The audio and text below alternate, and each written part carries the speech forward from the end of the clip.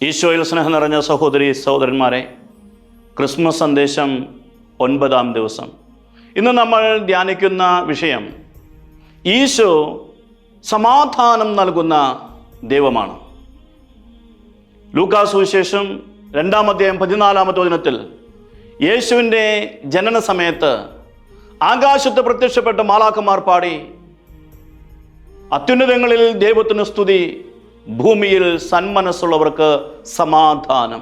യേശുവിൻ്റെ വരവ് സമാധാനം നൽകുന്ന ഒരു സംഭവമായിരുന്നു. അശാന്തിയുടെയും അസ്വസ്ഥതയുടെയും നാളുകളിൽ യേശുവിൻ്റെ ജനനം സമാധാനം നൽകി. ഇന്നും അശാന്തിയുടെയും അസ്വസ്ഥതയുടെയും നടുവിൽ ജീവിക്കുന്ന ലോകത്തിന് സമാധാനം ലഭിക്കാനുള്ള ഏറ്റവും നല്ല മാർഗം യേശു ക്രിസ്തുവാണ്. യേശു ക്രിസ്തു സമാധാനത്തിൻ്റെ ദൈവമാണ്. യെശയ്യാ പ്രവാചകൻ വരാൻ പോകുന്ന രക്ഷകനെ കുറിച്ച് സംസാരിച്ചപ്പോൾ യെശയ്യായുടെ പുസ്തകം 9-ാം അധ്യായം 6-ാമത്തെ വചനത്തിൽ ആ രക്ഷകനെ കുറിച്ച് പറഞ്ഞത് സമാധാനത്തിൻ്റെ രാജാവ് എന്നാണ്.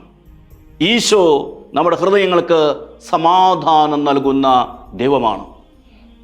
സുവിശേഷങ്ങളിൽ ഈശോ പ്രത്യക്ഷപ്പെടുമ്പോൾ പലപ്പോഴും ഈശോ പറയുന്നത് നിങ്ങൾക്ക് സമാധാനം എന്നാണ്. യോഹന്നാന്റെ സുവിശേഷം 20-ാം അധ്യായം 19-ാമത്തെ വചനത്തിലും 20-ാം അധ്യായം 26-ാമത്തെ വചനത്തിലും ശിഷ്യന്മാർക്ക് പ്രത്യക്ഷപ്പെട്ടപ്പോൾ ഈശോ ആദ്യം പറഞ്ഞത് നിങ്ങൾക്ക് സമാധാനം എന്നാണ്. വിശുദ്ധ പൗലോസ്ലീഹ എഫേസുസുകാർക്ക് ലേഖനം 2-ാം അധ്യായം 14-ാമത്തെ വചനത്തിൽ പറയുന്നു, യേശു ക്രിസ്തുവാണ് നമ്മുടെ സമാധാനം. ക്രിസ്തു നമ്മുടെ ജീവിതത്തിൽ ഉണ്ട് എങ്കിൽ നമുക്ക് സമാധാനമുണ്ട്. സമ്പത്തുണ്ടായാലും എന്തൊക്കെ സൗഭാഗ്യമുണ്ടായാലും ക്രിസ്തു നമ്മുടെ ജീവിതത്തിൽ ഇല്ല എങ്കിൽ നമുക്ക് സമാധാനം ഉണ്ടാകില്ല.